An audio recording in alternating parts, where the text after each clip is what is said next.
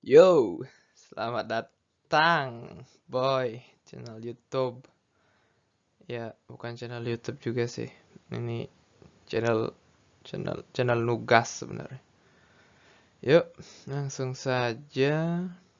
Di sini saya akan membahas tentang apa yuk? Ya, jelas tentang tugasnya Bapak ya. Bapak Bapak dosen. Yaitu rancangan desain interaksi, flow map, dan wireframe. Oke, tanpa basa-basi. Let's go. Baik, izinkan saya memperkenalkan nama terlebih dahulu. Nama saya Madari Suratama dengan NIM 2115101077 dari Prodi Ilmu Komputer. Rancangan desain interaksi saya ini memiliki target audience yaitu remaja yang berumur 18 tahun ke atas dan tentunya para vapers. Yoi, karena ini konten untuk para vapers ya, saya vapers. Baik, lanjut. Fitur web apa saja yang ada di web saya? By the way, ini web ya, bukan aplikasi. Jadi, ya begitulah. Yang pertama itu informasi vape. Ya, informasi vape ini seperti informasi apa-apa saja gitu yang dibutuhkan untuk vapers, terutama untuk vapers pemula ya, yang baru memulai vape itu penting sih ini. Penting banget malah. Terus ada informasi baru vape. Informasi baru tentang vape ini ya seperti berita-berita, ada apa aja sih yang baru gitu yang akan keluar atau yang akan rilis gitu, asik. Oke. Oke, lanjut. Yang pertama itu flow map. Kita bahas flow map terlebih dahulu. Flow map ini bisa saya katakan seperti garis besar ya, garis besar apa-apa aja gitu yang ada di web saya ini gitu. Rancangan maksudnya, rancangan web.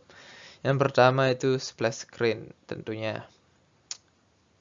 Kalau YouTube-nya itu intro. Intro. Intro kita sebut splash screen. Splash screen ini bermacam-macam, banyak macamnya. Ya, kita bahas itu di lain kali waktu. Oke, lanjut. Menu. Ya, habis splash screen tentu ada menu. Ada sih yang tidak langsung ke menu, tapi saya pengennya langsung ke menu gitu. Oke, lanjut. Ini seperti yang saya katakan tadi, ini cuma garis besarnya saja. Nanti kita akan bahas lebih detailnya di Fireframe. Fireframe. Apa itu? Oke. Di menu ada 5 bagian, yaitu yang pertama itu mode atau device, yang kedua ada automizer, ketiga ada baterai, keempat coil, dan yang terakhir adalah kapas atau cotton dalam bahasa Inggris ya. Sampai kalian nggak tahu bahasa Inggris kapas, parah. Nah, ini nih yang bahas detail dari menu-menu tersebut. Itu wireframe, yang lebih kayak ibarat kalau flow mapnya itu bab, ya ini sub babnya. Nah, ini anggapan kita ada di screen menu ketika user mengklik atau memilih mode. Ini akan tampil seperti ini. Ini baru rancangan aja, ingat rancangan guys ya, rancangan. Ketika user memilih mode atau device, maka akan terlihat ya jenis-jenisnya, apa yang user butuhkan, apa yang mode apa atau device apa yang user ingin cari ya. Ada 3 jenis, yaitu mode electrical, lalu ada mode potentio, dan yang terakhir adalah mode mechanical. Nah, mode electrical ini apa sih? Mode electrical itu mode yang berisi display. Ya, displaynya itu menyangkut tentang watt, OHM, dan lain-lain lah. Intinya, dia memiliki layar atau display yang bisa disetting secara manual, secara hati nurani kalian, para vapers, para pengguna, ya begitu. Tapi di sini di screen saya tidak menjelaskan itu, saya memang ingin menjelaskannya lewat audio, lewat berbicara. Lalu mode potentio apa sih? Mode potentio itu sebenarnya mode yang semi. Kalau kalian nggak tahu semi, setengah-setengah gitu. Setengah elektrik, setengahnya dari mechanical. Satu padukan gitu, satu padu. Bernamalah mode potentio. Dia tidak isi display, tidak berisi, ya. Dia hanya berisi pengaturan wattnya saja. Lanjut, mechanical mode yaitu ya namanya juga mechanical ya, mode bongkar pasang, artinya bongkar pasang seenak jidat, enggak lah. Mode bongkar pasang yang nama lainnya itu hybrid mode. Dia bisa dilepas, segala bagiannya bisa dilepas lalu dipasang kembali tanpa display dan tanpa setting watt, pengaturan watt, tinggal langsung pakai loss pokoknya. Ya, loss. Itu di bagian ini, di bagian screen ketika user memilih mode atau device. Lanjut, ketika user memilih auto measure, nah di screen akan tampil seperti ini. Auto measure itu jenisnya ada 4, seperti yang ada di layar, yang ada di screen ini.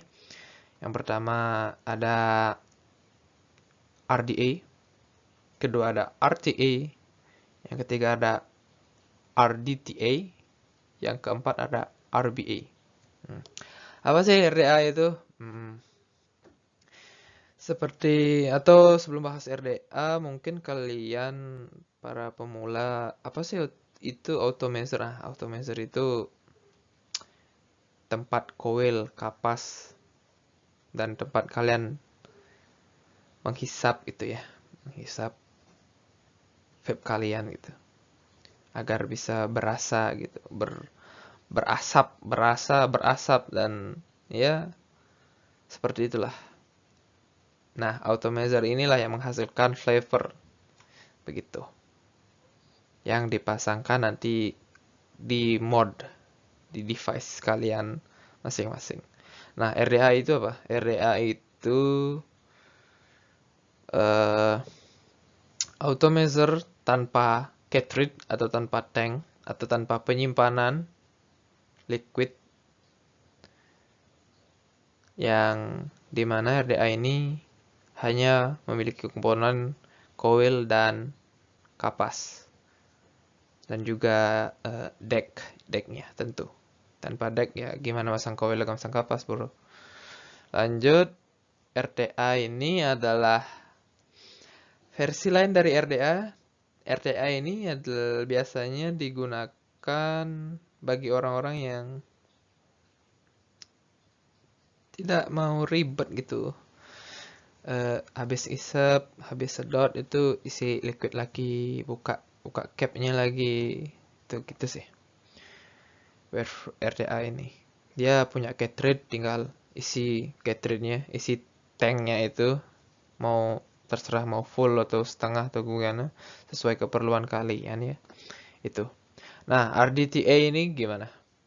Oh ya, RTA itu bukan make coil kayak si RDA, tapi dia pakai mesh coil namanya. Kalau RDA itu pakai pre-build, bisa pakai coil biasa, bisa banyak jenis-jenis coil itu. Nanti saya jelaskan di coil.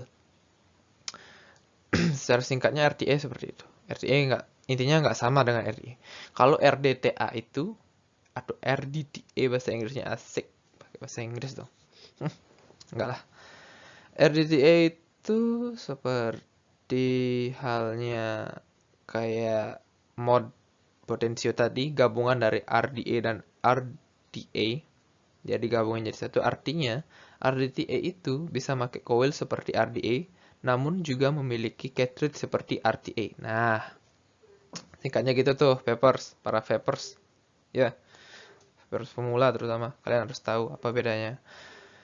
Singkatnya seperti itu. RBA itu selanjutnya RBA. RBA itu biasanya dipakai di pod sih. Jarang ada RBA dipakai di mod gitu. Pod apalagi pod itu yang kecil. Mod yang kecil disebut pod gitu. Biasanya langsung paket sama RBA. Pakai mesh coil juga kayak RDA. Tapi dia lebih fleksibel aja. Kayak dia itu bisa dilepas pakai coil mesh, bisa pakai coil biasa juga bisa gitu.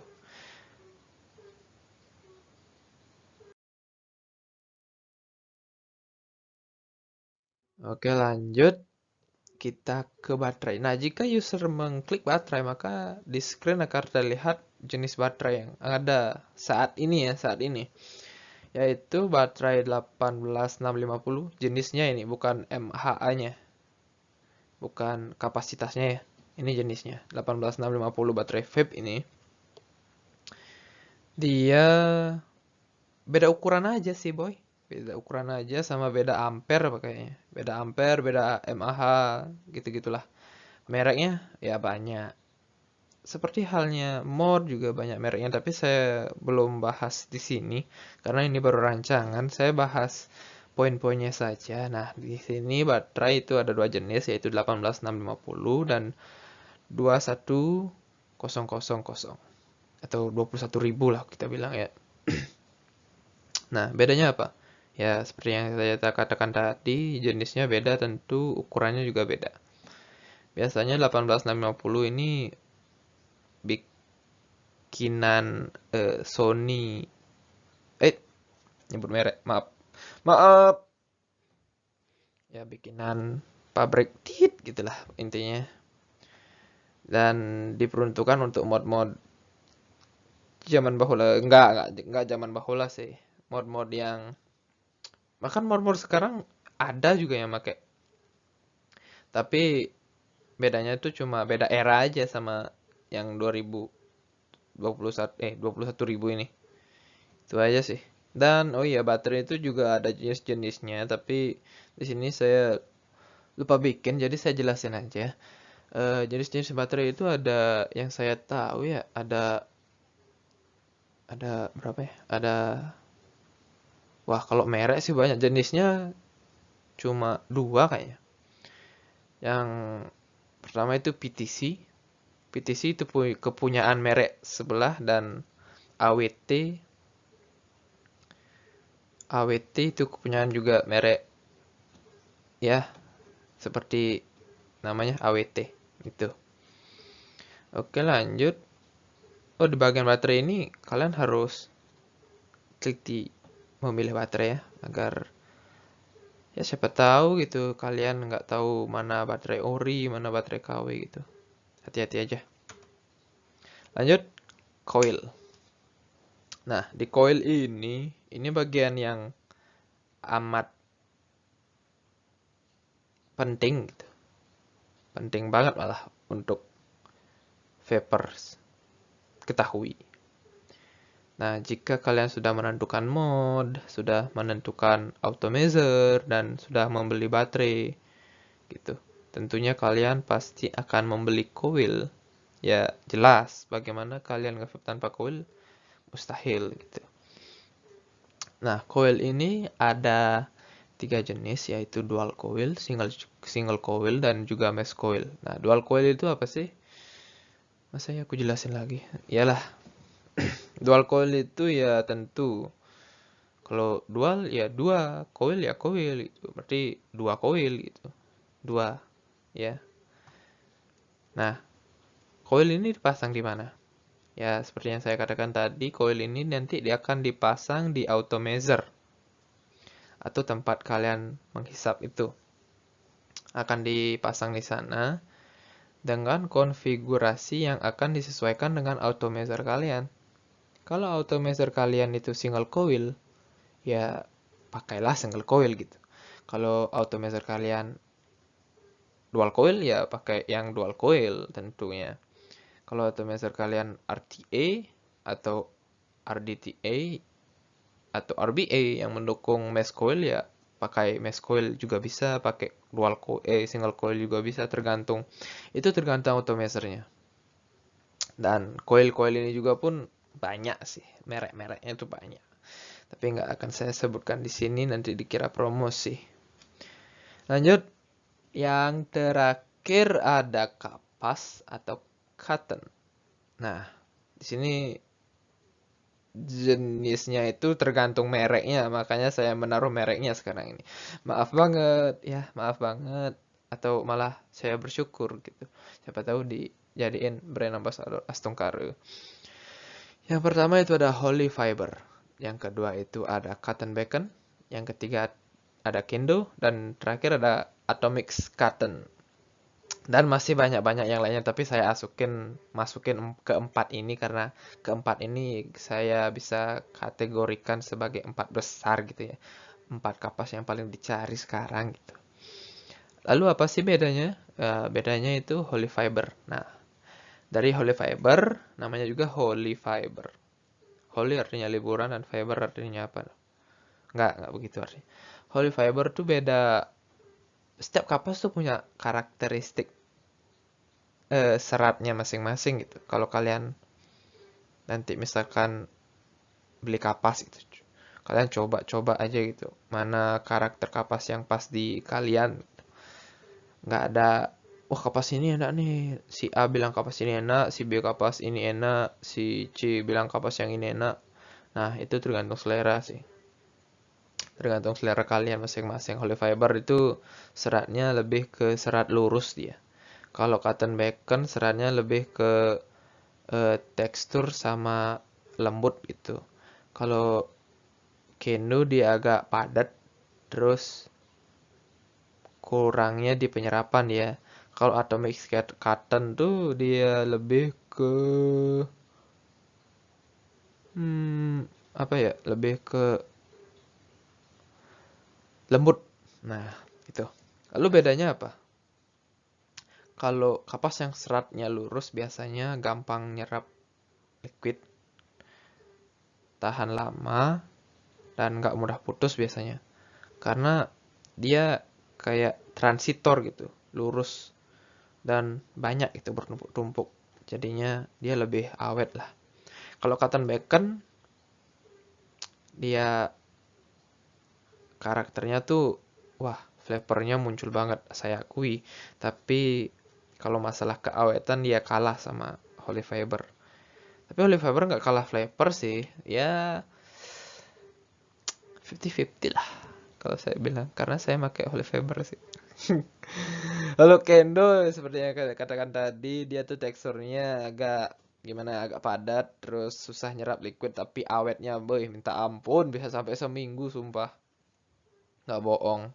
Tapi kenapa saya nggak pakai Kendo? Karena saya orangnya tidak malas mengganti kapas. Kendo untuk orang-orang yang malas ganti kapas sih cocok sih. Atomic Cotton saya nggak pernah pakai, tapi katanya Atomic Cotton itu dia nyerapnya bagus, seratnya juga lumayan, terus harganya. Harganya nggak relatif murah banget sih, tapi premium. Iya, premium. Katanya enak. Enak katanya. Oke, ya. Sekian presentasi dari rancangan desain interaksi saya. Kalau ada salah kata mohon dimaafkan. Ya, sekian yang bisa saya presentasikan. Kalau kurang ya dimaafkan. Kalau bagus ya gimana? Terima kasih gitu. Ya. Saya pamit, saya Menteri Suratama pamit undur diri. Saya tutup dengan Parama Santi, walaupun saya tidak awali dengan Om Swastiastu, tapi ya Om Santi, Santi, Santi Om. Terima kasih.